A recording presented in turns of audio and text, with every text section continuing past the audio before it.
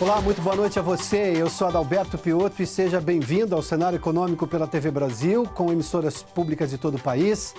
Diretamente dos estúdios da B3, aqui no centro da cidade de São Paulo, vamos aos destaques do programa de hoje. O Banco Central anuncia daqui a pouco a nova taxa básica de juros, a taxa Selic, hoje em 6,5%. Esse 6,5% vem desde o ano passado, há muito tempo não se mexe nessa taxa. Há uma expectativa dividida no mercado se o Copom realmente vai ceder à pressão que se tem hoje por uma redução com mais política estimulativa, a gente vai falar sobre esse assunto também, ou se vai manter a taxa e esperar todo o trâmite da reforma da Previdência que deve ser concluído em setembro, quando por acaso tem uma nova reunião do Comitê de Política Monetária.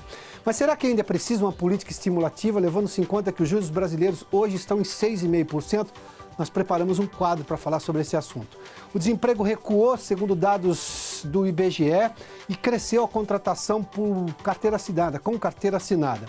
Dia de Bovespa e dólar sobre expectativa justamente em relação ao Copom. O cenário econômico está no ar.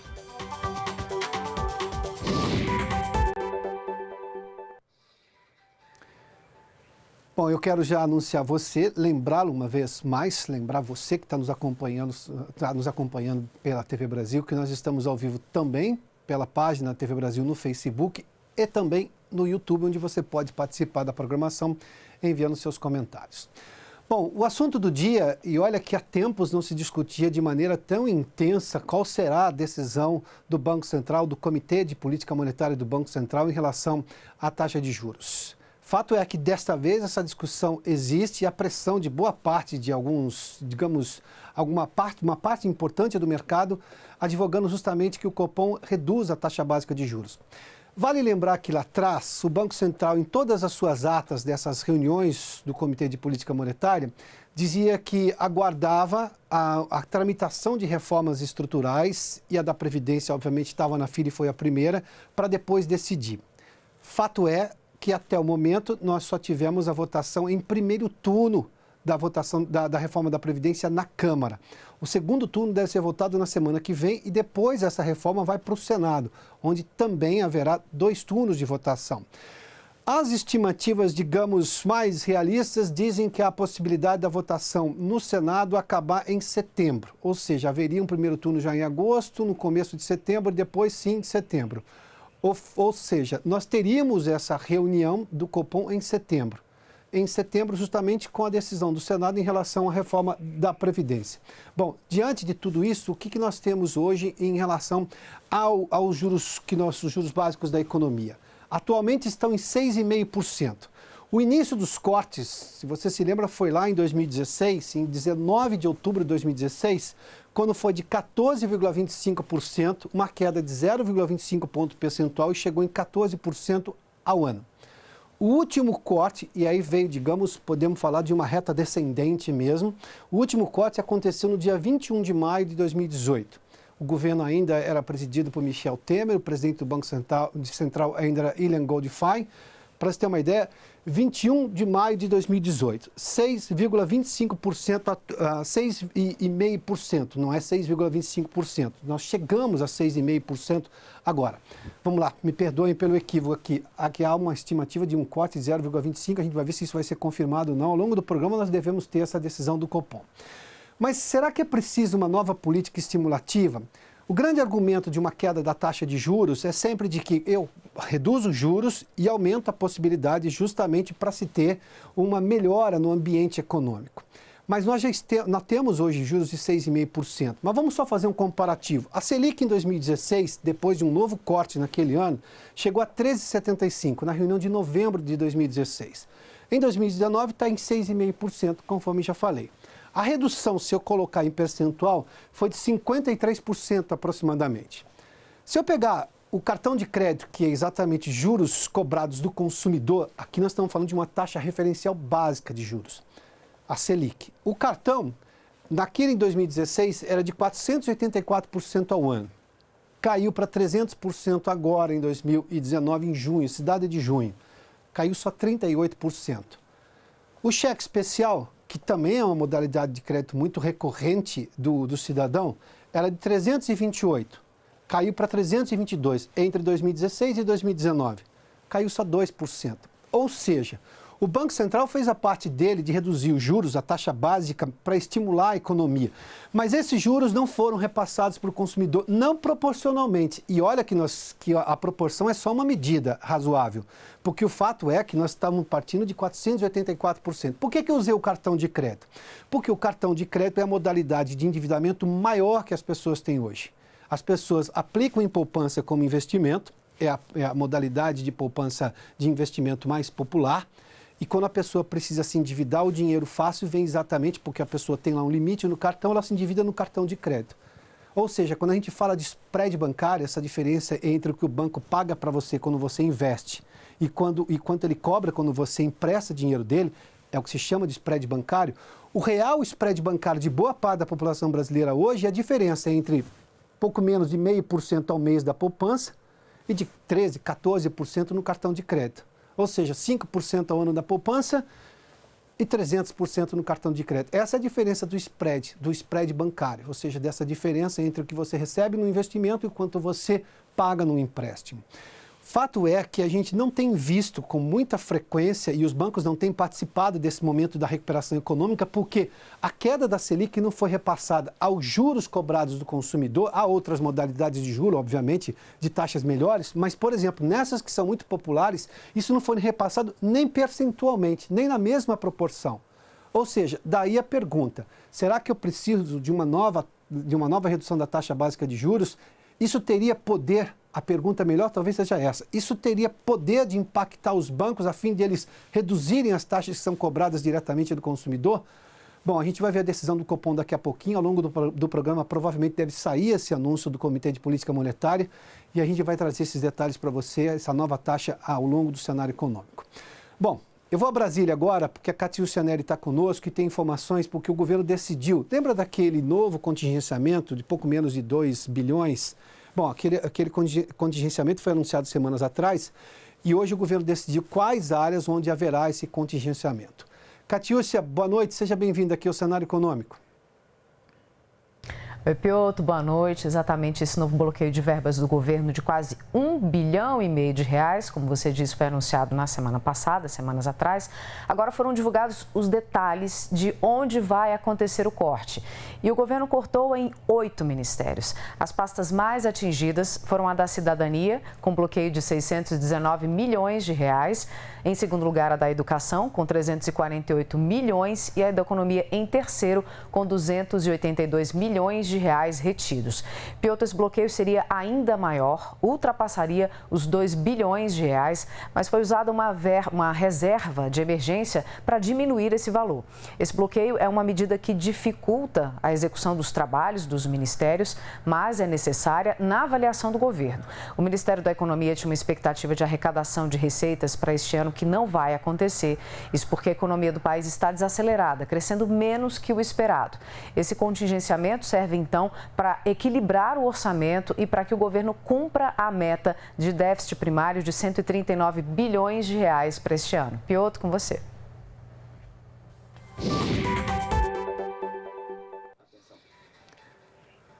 Muito obrigado, Catiúcia. Bom, só para lembrar que o Banco Central americano já anunciou uma redução de 0,25 ponto percentual nos juros. E detalhe que a economia americana não está necessariamente precisando de estímulos à maneira da economia brasileira. A economia americana está gerando emprego, a economia americana está bem em vendas, mas o Banco Central justificou que, dada a possibilidade desse cenário ser alterado para baixo, ou seja, com uma piora no quadro, levando-se em conta o momento de crise, momento de guerra econômica, com guerra comercial com a China, o Banco Central decidiu hoje, com a maioria dos votos, reduzir em 0,25 ponto percentual. Sabe quais são os juros americanos? De 2% a 2,25%, os juros atuais. Não acontecia isso há muito tempo, uma queda nos juros americanos. Bom, vamos seguir aqui porque nós temos dados do desemprego que foram divulgados hoje pelo IBGE. E a notícia, claro, é boa porque a gente está falando de redução do desemprego. Normalmente as pessoas falam sobre os problemas da economia brasileira. O maior desafio brasileiro é voltar a crescer, a economia crescer e crescer bastante. O maior problema é o desemprego. O problema é o que você sente no dia a dia. O desafio é o que vai tentar resolver o seu problema. Vamos lá. Claro, se a economia cresce, gera emprego, se gera emprego, gera renda, se gera renda, gera consumo. E aí a gente tem todo o ciclo da economia acontecendo de uma maneira como nós estamos esperando. Mas vamos lá. Agora os dados de junho, do trimestre encerrado em junho, caiu para 12% a taxa, é uma queda de 4,6%. 12,8 milhões de desempregados. Ou seja, apesar da queda, nós ainda estamos falando de quase 13 milhões de pessoas desempregadas. Aqui é desemprego, não é subocupação, é só desemprego. Se eu colocar o número de subocupados, ou seja, pessoas que poderiam trabalhar mais horas do que trabalham hoje, esse número aumenta. Vamos lá, a taxa em abril de 2019 era de 12,7, ou seja, do trimestre encerrado em abril, para 12, caiu bastante, e de junho de 2018 era de 12,4. Teve um crescimento no desemprego no ano passado, comecinho desse ano, depois agora caiu. Vamos lá para a gente ver alguns outros dados aqui. A população ocupada chegou a 93 milhões e 300 mil pessoas. No segundo trimestre, se eu comparar isso aqui, aumentou no segundo trimestre de 2018, o mesmo período do ano passado, cresceu 2,6% a população ocupada. Este dado é muito positivo, foi divulgado hoje pelo IBGE, o próprio pesquisador do IBGE faz menção a isso. A indústria puxou esse número para cima, 2,7%. Na comparação com o primeiro trimestre, um crescimento também de 1,6%. Eu estou vendo uma recuperação do emprego. O problema está no tamanho da marcha, na intensidade com que isso ocorre. Mas vamos lá. A indústria subiu com 2,7% e ela teve impacto justamente no emprego com carteira assinada, que o Maurício de Almeida está no Rio, daqui a pouco ele fala sobre isso. Mas só para a gente colocar aqui, olha, se eu somar os subocupados, mais 7,4 milhões. Aí eu tenho muita gente que está trabalhando por conta própria, que boa parte dos analistas de emprego vê com uma maneira muito negativa. Agora, nós temos uma mudança no estilo do emprego hoje, na perspectiva das pessoas em relação ao trabalho. Muita gente trabalha por conta própria por decisão. Outras trabalham por conta própria porque foi a única alternativa que conseguiram, visto que tentaram voltar ao emprego normal, convencional, com carteira assinada e não conseguiram.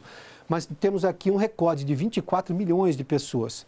E o emprego doméstico de 6,2 milhões de pessoas. Mas vamos falar sobre esse dado de crescimento com carteira assinada, que o CAGED, você se lembra, o Cadastro Geral de Empregados e Desempregados, que só mede carteira assinada, tem subido já há muitos meses, mas agora foi percebido também por essa pesquisa do IBGE. E o Maurício de Almeida está no Rio de Janeiro e tem detalhes sobre este ponto específico aí da pesquisa da PNAD contínua do IBGE. Maurício, boa noite, bem-vindo. Obrigado, Piotr. Boa noite. Sem dúvida alguma, esta foi uma das notícias mais importantes da pesquisa divulgada hoje pelo IBGE, a retomada da geração de emprego com carteira assinada. Ontem mesmo, aqui no cenário econômico, nós falamos que as pequenas e microempresas estavam gerando mais empregos com carteira assinada. E agora, a PNAD do IBGE confirmou esse aumento no número de trabalhadores com carteira assinada no Brasil. Nos últimos meses, era a economia informal que estava segurando a queda do desemprego. Pessoas, como você falou, que não tinham o que fazer, então para se sustentar, procuravam uma atividade na economia informal. Muitas pessoas acabavam trabalhando nos grandes centros urbanos, como camelô, como aqui no Rio de Janeiro cresceu bastante o número de camelôs nas ruas aqui do centro do Rio de Janeiro. Mas agora começa uma pequena mudança, mas que já indica um novo cenário, a volta do aumento da carteira assinada. Para se ter uma ideia, há 20 trimestres, ou seja, há 5 anos, não aumentava o número de trabalhadores com carteira assinada. Foi o que aconteceu agora nesse segundo trimestre de 2019. Foram 294 mil pessoas contratadas no setor formal de trabalho. E a indústria teve uma grande importância nessa geração de empregos formais. Ela foi responsável por 50% dos empregos que foram gerados com carteira de trabalho. Isso também é uma boa sinalização, já que a indústria só contrata quando começa a acreditar que a economia vai voltar a desenvolver, porque a indústria precisa vender o que está produzindo. Então, ela está contratando para aumentar a sua produção, confiando que o comércio vai voltar a vender. Eu conversei hoje mais cedo para saber detalhes dessa pesquisa, saber uma opinião, com o professor de Economia da Fundação Getúlio Vargas, Mauro Rochlin. E ele disse que a reforma da Previdência, que foi aprovada em primeiro turno na Câmara, tem um papel fundamental nessa retomada da geração de emprego com carteira assinada. Segundo o professor da Fundação Getúlio Vargas, os empresários começaram a retomar essa confiança, porque com a aprovação da reforma da Previdência é um sinal que o governo não vai ficar endividado. Isso dá um certo ânimo para os empresários. Mas o professor da Fundação Getúlio Vargas acredita que também é fundamental o governo fazer a reforma tributária e também continuar investindo nesse projeto de privatizações para injetar mais recursos no mercado. Piotr.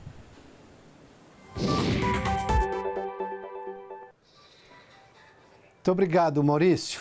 Bom, vamos lá. O Eduardo Almeida nos escreve aqui, ele pede um alô para a mãe dele, a Eunice Oliveira, dona Eunice Almeida, Eunice Almeida, de 86 anos. Dona Eunice, seja bem-vinda aqui ao Cenário Econômico, obrigado pela sua audiência e também do seu filho, o Eduardo. Mas vamos lá, eu tenho aqui uma participação, o Paulo Gissoni nos escreve também, obrigado, Paulo. O Ricardo Prado pergunta, quando o governo vai intervir nesses juros abusivos, onde as instituições financeiras ganham mais do que qualquer país do mundo? Ricardo, intervir do ponto de vista de baixar juros como decreto, como lei, não vai, porque isso seria uma intervenção no sistema bancário extremamente indevida. E outra, nós já vimos essa prática antes, no governo de Dilma Rousseff, de baixar os juros por decreto dos bancos estatais, no caso, Banco do Brasil e Caixa.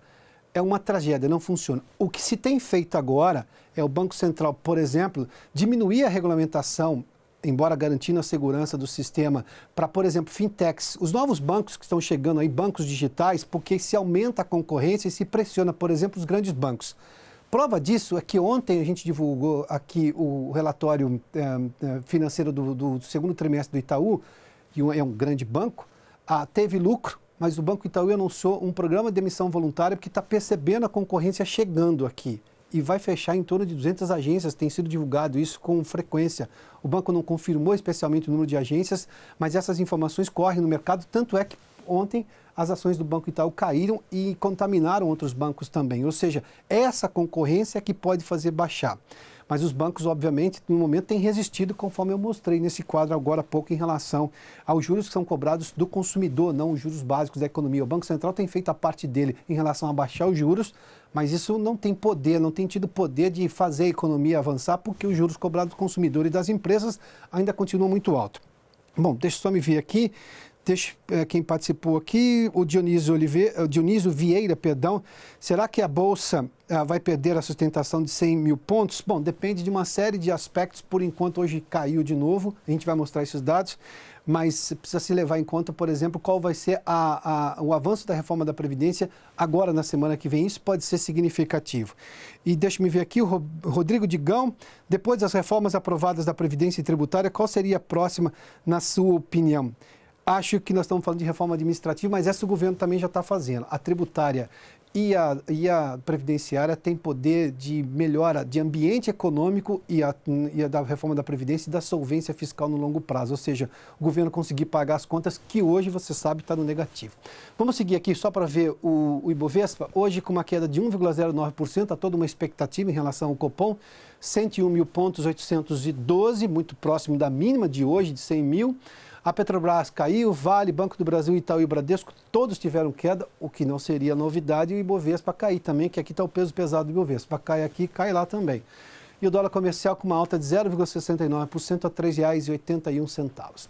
Vamos fazer um intervalo, daqui a pouco eu vou falar sobre como as empresas estão reagindo a essa nova realidade econômica, de competição, de entender os valores da sociedade neste momento. Eu falo disso logo depois do intervalo aqui no Cenário Econômico. Já de volta com o Cenário Econômico, acabou de sair o anúncio do Comitê de Política Monetária sobre a nova taxa Selic, a nova taxa básica de juros, um corte de 0,5 ponto percentual, dos atuais 6,5% ao ano para 6%.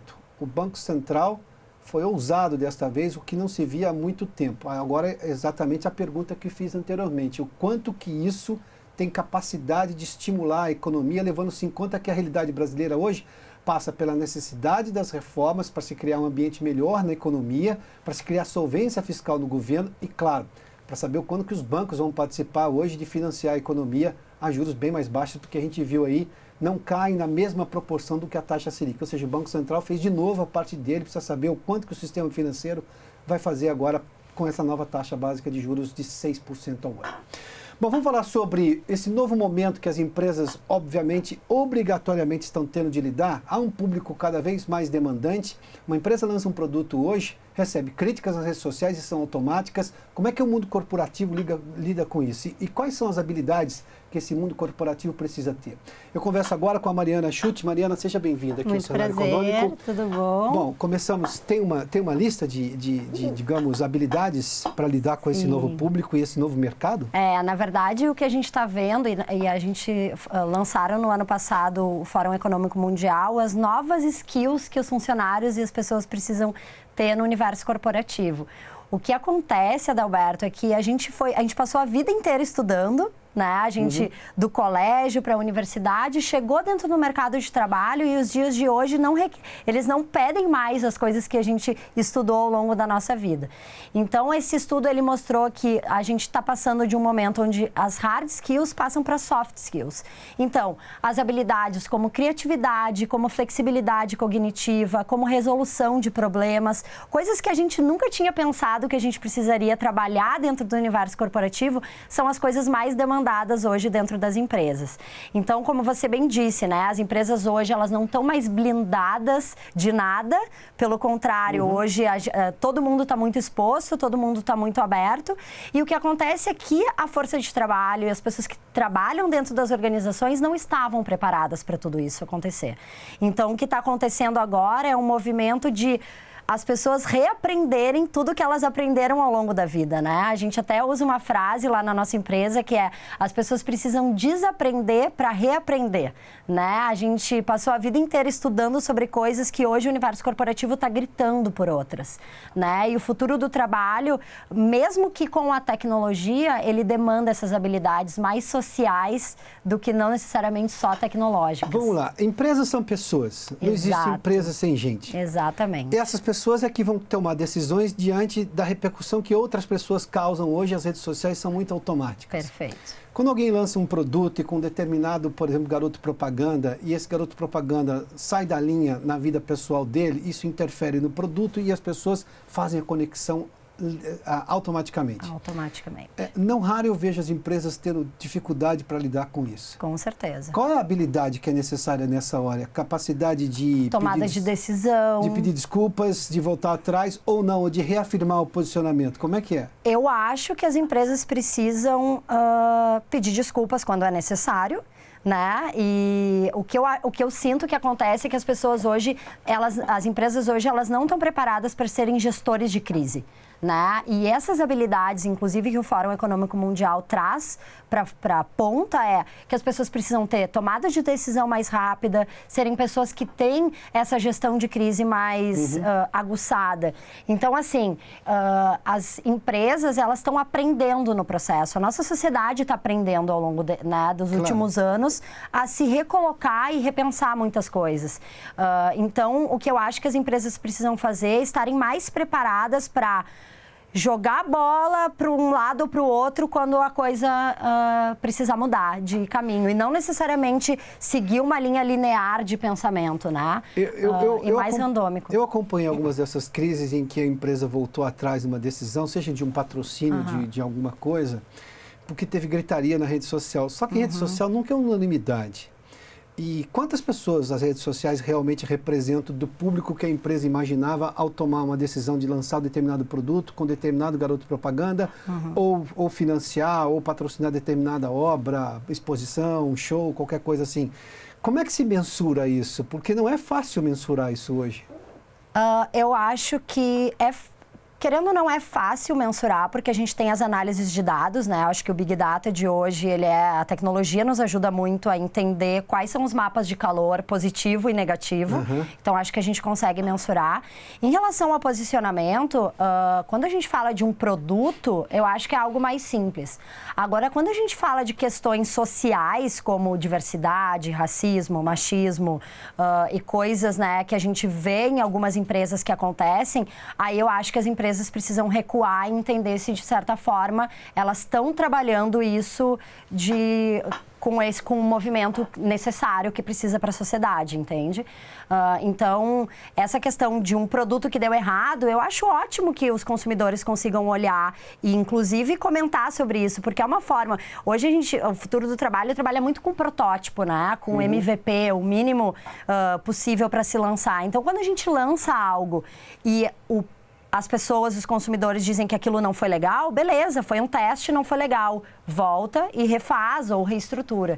Então, não sei se respondi a pergunta, não, perfeitamente, mas eu acho que é mais ou menos por aí. Ou entende a sociedade ou não participa dela. Exatamente. Mariana, obrigado pela gentileza da entrevista, viu? Sucesso. Obrigada, até a próxima. O cenário econômico de hoje termina aqui. Eu repito uma vez mais, o Banco Central anunciou há pouco a nova taxa básica de juros, um corte de 0,5 ponto percentual, de 6,5% para 6% ao ano a nova taxa Selic. Bom, muito obrigado pela sua companhia, pela audiência. Boa noite a você. Até amanhã.